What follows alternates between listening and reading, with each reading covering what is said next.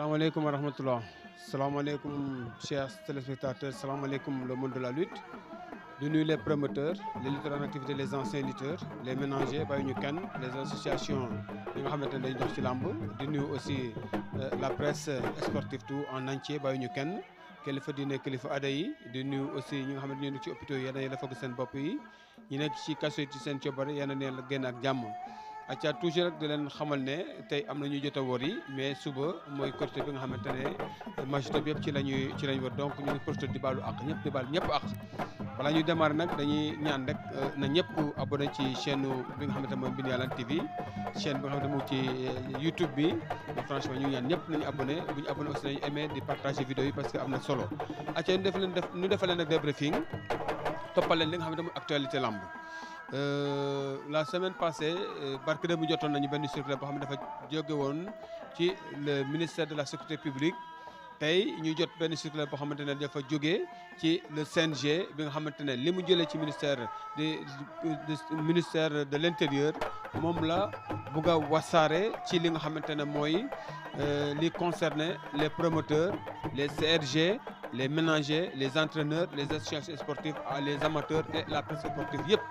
donc fekk yàlla def na ba ñun dañuy yore micro yore nekk reporter et franchement aussi à travers notre voix bëgg nañu jàllale message bi nga xamante ne moom la CNG circulaire bi nga xamante ne moom la CNG bind bëgg nañ ko aussi fii suñu voix yem ñu tas ko ba mu egg foofu incha allah te loolu lañ leen bëgg a indil. balaa ñëw ci circulaire bi nga xamante ne moom la CNG bind dañoo bëggoon rek ci communiqué bi nga xamante ne communiqué de presse bi nga xamante ne jógoon nañu ci la sécurité publique defoon nañ ko démb xam nga barke démb mais dañ ko bëggoon a indiwaat rek ñu soog a indi bi nga xamante ne moom la CNG indi. communiqué de presse bi nga xamante ne moom moo jógoon ci ministre de l'intérieur dafa ne communiqué de presse dafa ne objet levé de la suspension de la couverture de sécurité des combats des combats de lutte maanaam suspension bi nga xamante ne defoon nañ ko di joxe lépp loo xamante ne mooy sécurité ci làmb nee na yëkkati nañ ko donc le 18 février la woon 2025 suite de manquement des événements représentants survenus lors des combats de lutte entre Franc et Ama Baldé le ministre de l'Intérieur et de la Sécurité publique avait décidé de la suspension de la couverture sécuritaire des combats de lutte dans l'étendue du territoire national dégg nga nee na le 18 février bi nga xamante ne amoon ay manquements yi nga xamante amoon na ci combat bi nga xamante ne mooy diggante Franc ak Ama Baldé taxoon na ministre bi jël li nga xamante ne mooy dogal ne dootul joxe lépp loo xamante ne mooy sécurité ci combat de lutte yi loolu nag couverture pour couvrir lépp lamb nee na dootu ko joxe ci li nga xam ne manquement yi nga xam ne amoon na ko fal nee na à cela le ministre de la jeunesse des sports de la culture ak le ministre de l'intérieur et de la sécurité publique defoon nañu benn rencontre yoo xamante ne waxtaan nañu li jëm ci loolu bi ñu waxtaanee ba pare nag liy jóge ci waxtaan boobu mooy à l'issue des discussions un accord a été trouvé sur tous les points soulevés et des engagements fermes ont été pris par les autres impliqués, les acteurs impliqués et quant au respect des recommandations édictées. nee na ci waxtaan boobu benn accord am na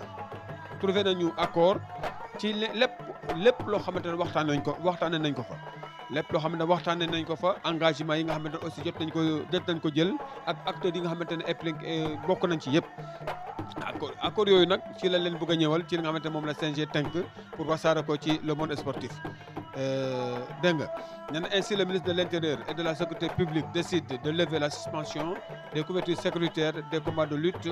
à compter du 1er avril. nee na ci waxtaan boobu noonu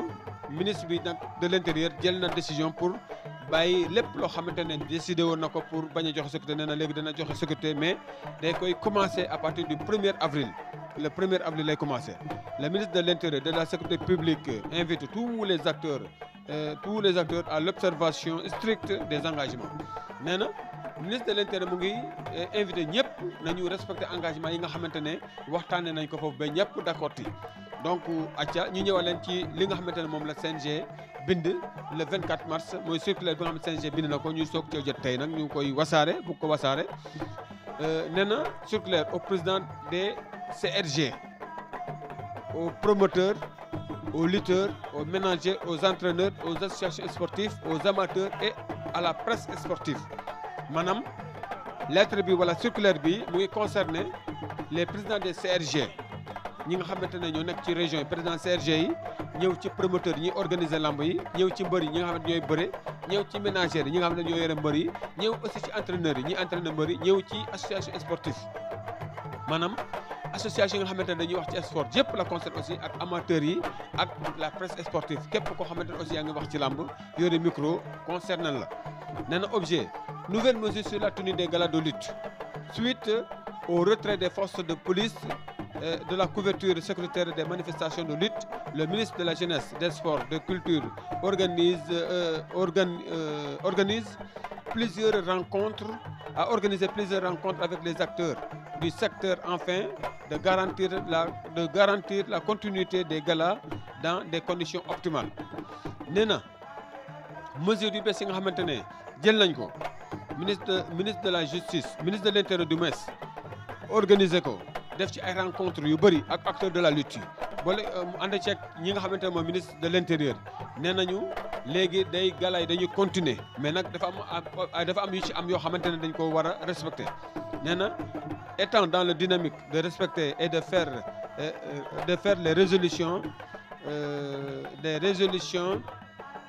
les résolutions par des autorités étatiques. Le comité national de gestion de lutte CNG a échangé avec les principaux acteurs de la discipline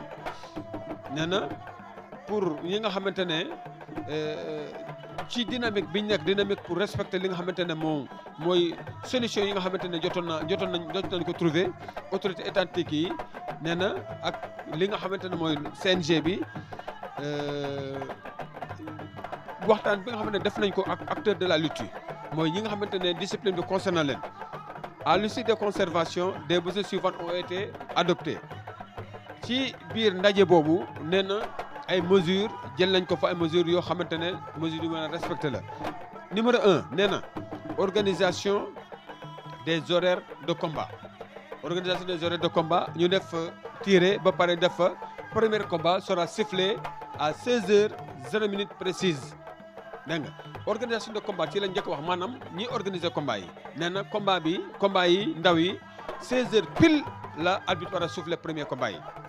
nee na grand combat se déroulera au plus tard à 18h30 grand combat yi nee na 18h30 maximum war na fekk ñu souffler ko boo ñu demee 18h plus tard maanaam 18h30 grand combat bi war nañ ko souffler au plus tard. respect de la jauge boo déggee jauge nag mooy capacité yi nga xamante moom la arène di def. Respect de la jauge mooy deuxième point bi nombre de billets d'entrée sera limité à 20 000 nee na nombre de billets nga xamante ne promoteur bi nga xam ne mu organiser lambam nee na warul weesu 20 000 places. Un contrôle strict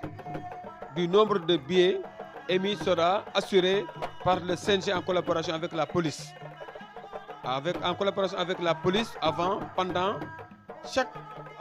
et pendant chaque manifestation de lutte nee nañu jauge bi nga xam ne 20 000 places yi nga xamante ne moom la ñuy wax ne promoteur amatul droit jaay li ko weesu CNG dana ci am bët waxoon naa leen ko CNG dana ci am regard ànd ak ceeg police avant combat bi ak ci biir combat bi ba xam ndax promoteur bi respecté na 20 000 ticket bi oui ou non foofu nag man ànd na ak ceeg ñoom xam lan moo tax ma ànd ak ceeg ñoom. yenn saa yi di am trafiquant de billets gars yi dañuy jënd billet dem génn ci biti dem fabriquer ci limite 100 wala 200 wala 300 ainsi de suite bu ko ñaar ñett nit defee mën na ëpp 2000 places donc kon xam nga bu ñu autorisé pour promoteur di jaay 22 000 places rukk rek kese bu fraude amee mën na stade bi mën na dépasser 22 000 places parce que promoteur bu jaay 22 000 places fraude am loo xam ne mot na 1000 wala 2000 wala 3000 places surnombre day am donc pour bañ surnombre boobu nag moo tax ñu ne léegi promoteur bi amatul droit jaay lu ëpp 20 000 places xëy na fraude bu amee aussi te fraude sax warul amee bu amee xëy na du weesu 22000 bu ko defee stade bi day def 22000 places net loolu c'est une très bonne initiative franchement c'est aussi promoteur war nañ ko respecter et à la lettre aussi. Numéro 3 ñu ne déplacement encadrement des lutteurs ñu ne ñu def tirer les itinéraires des lutteurs seront déterminés à l'avance avant chaque gala. Itinéraire fii nga xamante ne mbër yi fa la war a jaar nee na léegi dañ koy def à l'avance balaa combat bi am mais bii yoon nag franchement dootuñ ko siwal dès leurs entrées dans l'enceinte le lutteur doit rejoindre directement leur cumukaay mbër mi bu duggee ci biir géew bi rek normalement dafa war a dem directement ci cumukaayam pour bañ encombrement. ñu ne numéro 4 modification des protocoles de présentation fii lii nag parrain yee ko moom ak li nga xamante ne mooy microcentraux yi mu ne les présentations des drapeaux des parrains des lutteurs ne seront plus dans l'ère des combats maanaam microcentral yi buy présenter léegi combat bi dootul nekk ci biir dootul dem ci biir enceinte ba parrain bi aussi bu ñëwee di wane li muy def wala ñu ko présenter mbëri dootul nekk ci biir parrain day nekk foofu ci loge bi ci kii bi ci hall bi lay nekk waxtaan li ñuy waxtaan def li ñu war a def bu ko defee loolu du tere aussi combat yi di daw donc kon foofu mën nañu am yaqin ne combat bi bu commencé 16h30 16h pile normalement balaa 18h55 war na mën a fekk gala bi jeex ñëpp ñibbi ak jàmm. Gestion des retards rituels. Tout lutteur retardataire ne pourra plus effectuer ça tous. mbër boo xamante ne léegi da nga tardé heure bi ñu la jox nga tardé parce que par exemple ñu ne la Ama Baldé dafa war a dugg si 17h pile Ama Baldé bu dugg si 17h05 minutes du def tuus day dem ci cumukaayam tuus boobu dañ ko tere loolu kon bëri nañ ko xam bu baax déjà présent mbër bu tardé dootu def tuusam parce que mënoo ñu jox la 5h nga ñëw 5h wala nga ñëw 18h ba pare bëgg a def tuus tardé événement bi loolu nee na gars yi dootuñ ko nangu.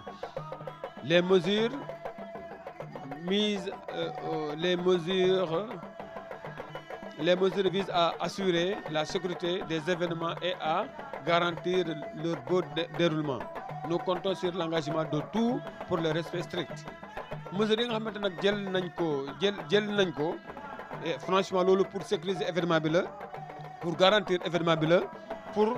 bon déroulement événement bi la pour événement bi mën a dérouler bu baax ba nga xamante ne retard du am tardement du am dara du ci am ba xamante ne dina commencer heure bi mu war a commencer jeex bi mu war a heure bi mu war a jeex foofu nag ñu ne dañu bëgg nag ñëpp respecter ko à la lettre muy le promoteur daf ko war a respecter les amateurs dañ ko war a respecter mbër mi da ko war a respecter képp koo xamante ne daal takk nga ci rek da nga ko war a respecter ku ko respecté wul nag yet bi bu ñëwee day dal sa kaw te yet bi bu dalee sa kaw dana métti ne nañu mbër yi loolu nag bokk ci circulaire bi mën naa ko ci yokk ne nañu par exemple arbitre bu wootee 3 coups de sifflet te mbër mi ñëwul fekkee adversaire am pare na bu yàgg amatul benn butel boo xam ne war na ko laal mbër moomu noonu au delà des 3 sifflets dañ la disqualifié buñ la disqualifié sa reliquat dootoo ko laal dañ koy jox promoteur bi directement donc loolu c'est bon pour ñu xam ko baax na pour ñu xam ko mbër mi aussi nombre de personnes yoo xamante ne may nañ ko ñoom d'accompagnateurs yi nga xamante ne may nañ la ko fexeel ba bu ko dépassé parce que bu ko dépassé boo ñëwee duñ dugg liñ la may rek mooy dugg maanaam 15 ak ñaari entraîneur ak ménagère bi muy 17 loolu grand combat bi dootu ko weesu bu dee petit combat yi 5 ak entraîneur ak ménagère muy 7 dootu ko weesu bu weesoo loolu ñooñu dañ leen di dàq dañuy dem dagg ticket te bu dagg ticket ci kaw la ñu yéeg dañuy bëgg nag assainir làmb ji bu baax loolu ñëpp nañ ko sóorale xam ne franchement lii dafa nekk décision du lu ñu war a waxtaane dafa nekk décision boo xamante ne dafa jóg ci autorité yi décision nag bu amee ça doit être respecté à la lettre foofu nag man damay ne CNG na ci collaborer ak la police da nga xamante ne bépp décision boo xamante ne jël nañ ko ci rek nañ ko fexe respecté à la lettre ba nga xamante ne du indi benn chamboulement mbër boo xamante nag tardé nga comme ni ñu ko waxee à coup de 3 sifflets de l'arbitre dañ la disqualifié même bu dee un très grand lutte aussi nañ ko disqualifié parce que exemple boobu noonu bu ñu ko njëkkee jël ci mbër bu mag rek bu jël exemple rek mbëru ndaw yi moom dootul am problème donc kon grand combat yi combat bii di ñëw le 4 avril diggante ki nga xamante ne mooy Ada Fass ak Lac de Guiers nañ ko commencé foofu képp ku ci retard rek nañ la disqualifié mu jeex bu ko defee mbëri combat yi nekk ci kanam gars yi dañ ko mën a sóoraale dañu ko mën a sóoraale acca loolu moo nekkoon suñu débriefing di ñaan ñi suivre Midi à la TV yi ñu ngi ñaan ñëpp nañu abonné ñi abonné wax un grand merci à vous ñi abonné aussi ñu xaar seen abonnement te da leen di partager vidéo yi parce que partage boobu am na ci solo lool da leen di partager vidéo mu gën a siiw di leen jox dina ci beneen numéro acca jërë ngeen